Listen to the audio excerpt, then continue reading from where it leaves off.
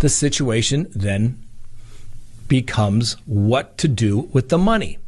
Well, let me give you a quick lesson as it relates to interpleader. It is a tool that's used primarily by insurance companies. And in this particular case, the insurance company, Zurich American Insurance Company, which was to pay out on the life insurance policy, had multiple claims to those proceeds. Now, the first person seeking the funds to the proceeds from the insurance policy were Franklin Ruzek, which is Shanann Watts' father. And he was doing that on behalf of the estate. So let me give you a quick explanation of interpleader. This is a tool that's available under the rules of civil procedure in, just as far as I know, every state, as well as in federal court. And in this particular case, Zurich American Insurance Company, the people that had the policy that would have to pay out on the policy, said, hey, we're not sure what to do here, Judge. We have Franklin Ruzek as the personal representative of the estate of Shanann Watts. We have Franklin Ruzek individually, and then we also have Sandy Ruzek claiming money as it relates to this insurance policy, some $450,000. To make things even more complicated, then you have Ronnie and Cindy Watts, who are obviously Chris Watts' parents, saying, no, we're entitled to that money. So the insurance company says, hey, hold on.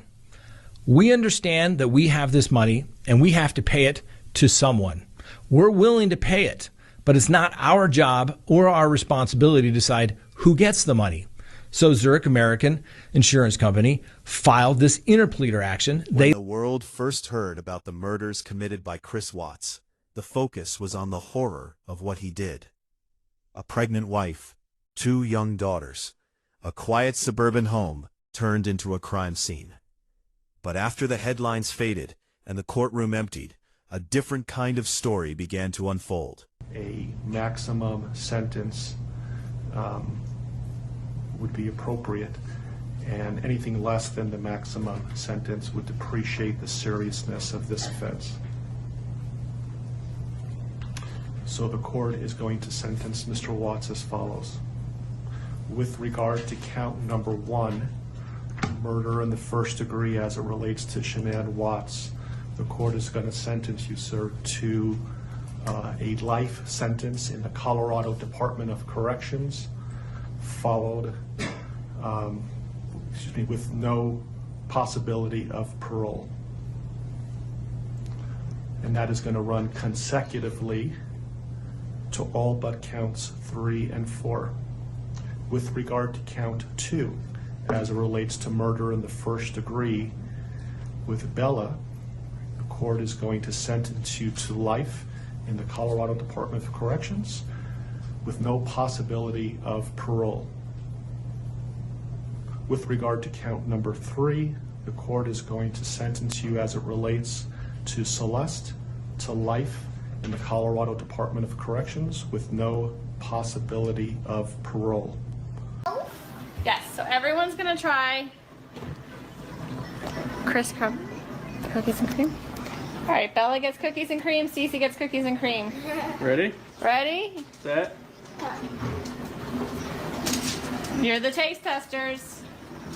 Yummy. Is it yummy? What's it taste like? Chocolate. Chocolate. What else? Watermelon. Watermelon. What's it taste like, Cece? Chocolate. Chocolate?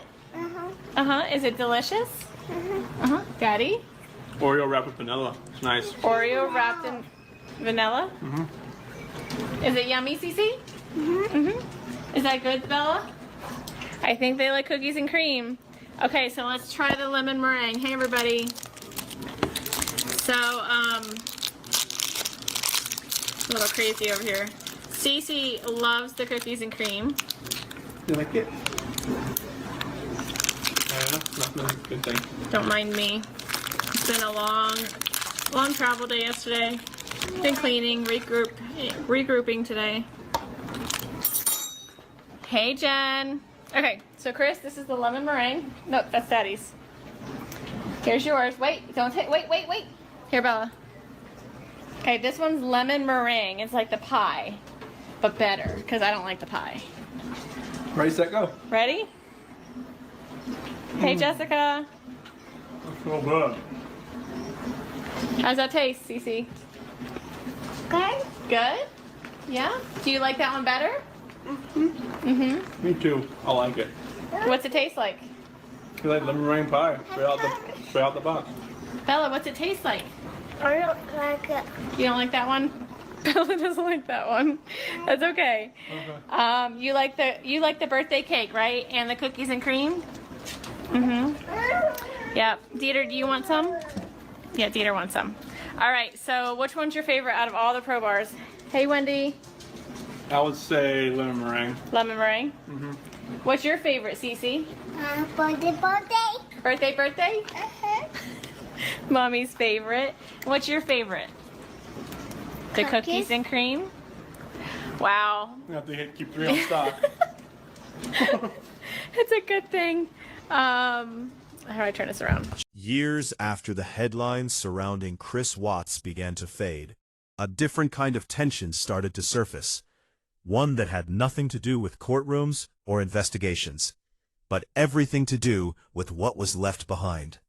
In the aftermath of the tragedy involving Shanann Watts, many assumed the legal chapter had closed once sentencing was complete.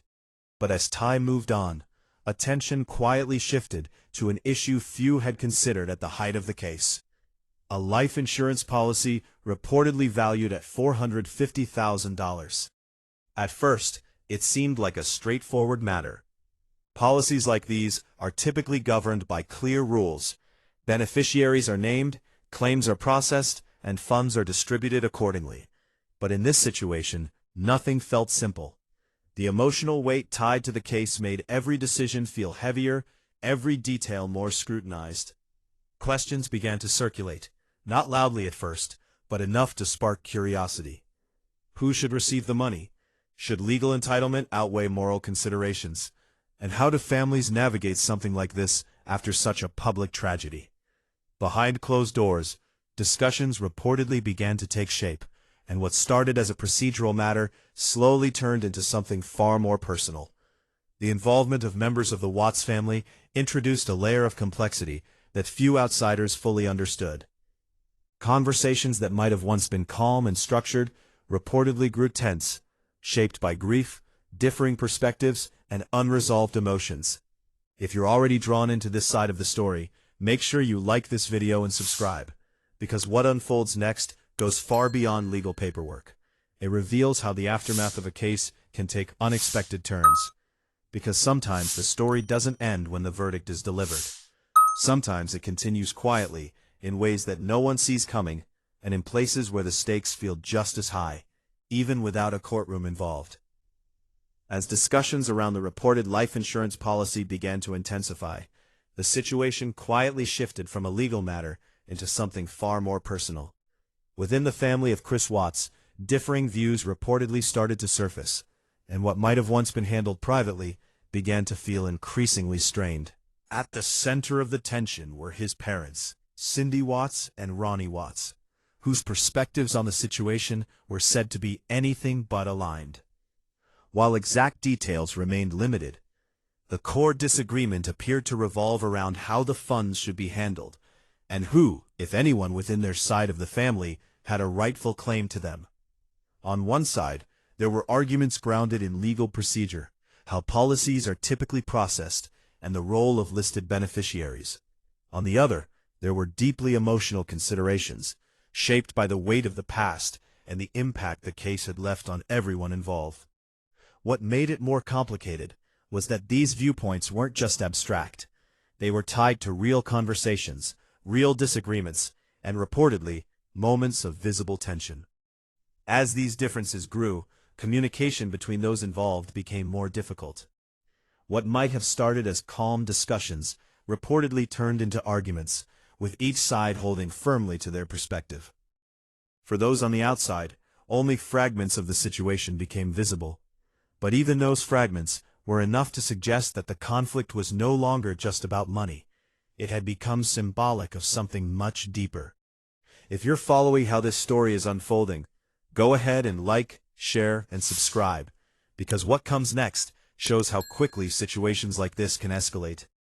Because when legal processes intersect with grief and personal belief, the outcome is rarely simple, and often far more complicated than anyone expects. As the disagreement continued to unfold, the situation began to take on a weight that went far beyond the original question of money. What had started as a discussion about a life insurance policy slowly evolved into a deeper conflict shaped by grief, perception, and unresolved emotions tied to the past. Within the family of Chris Watts, the divide reportedly grew more pronounced, with each side becoming more firm in their stance as time went on. Part of what made the situation so complex was the way legal reality and personal belief seemed to clash. Life insurance policies are typically clear-cut, guided by contracts and beneficiary designations. But in a case connected to such a widely known tragedy involving Shanann Watts, many felt that standard procedures didn't fully capture the moral weight of the situation. This created a kind of tension that couldn't easily be resolved through paperwork alone. It wasn't just about who could receive the funds. It became about who should. As these ideas collided, communication reportedly became more strained. Conversations that once allowed for some level of understanding began to break down, replaced by silence or disagreement. For those observing from the outside, the lack of clear updates only added to the uncertainty, but it also highlighted just how sensitive the situation had become. Even small details, when they surfaced, hinted at a growing divide that was difficult to bridge. If you're still following this story, make sure you hit that like button and subscribe, because what happens next pushes this conflict even further into unexpected territory.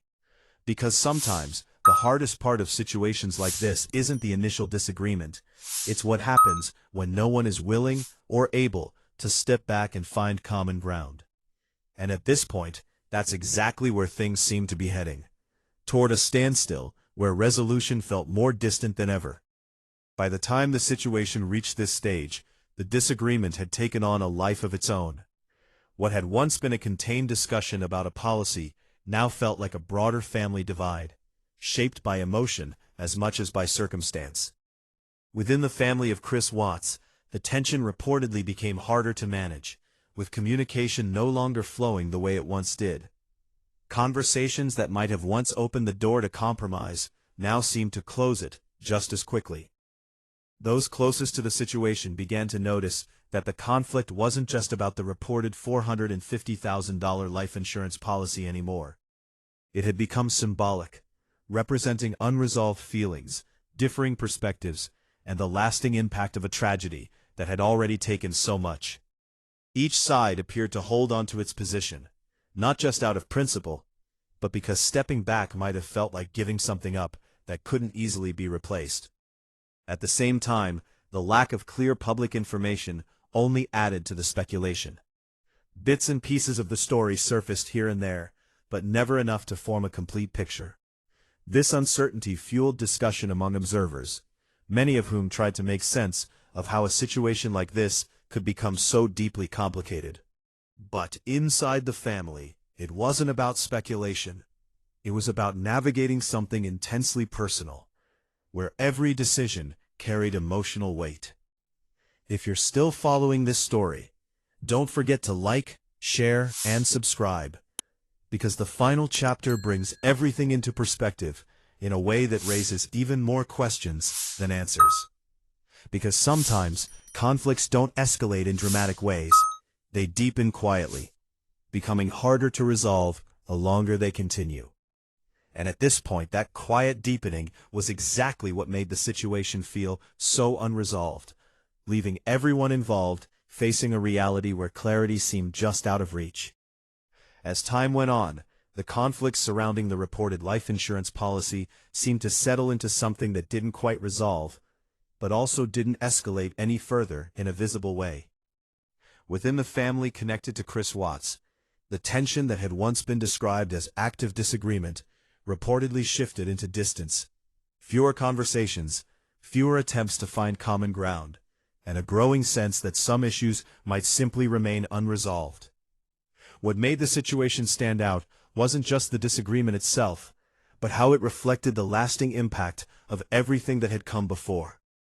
The tragedy involving Shanann Watts had already left deep emotional scars, and the question of how to handle the financial aftermath seemed to reopen those wounds in ways no one had expected. For some, it became about fairness and principle. For others, it was about moving forward without revisiting the past. But bridging those perspectives proved to be more difficult than anyone might have imagined.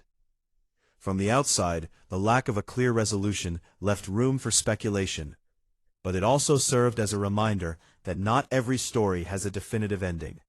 Legal processes can conclude, but personal and emotional conflicts often follow their own timeline, one that doesn't always lead to closure.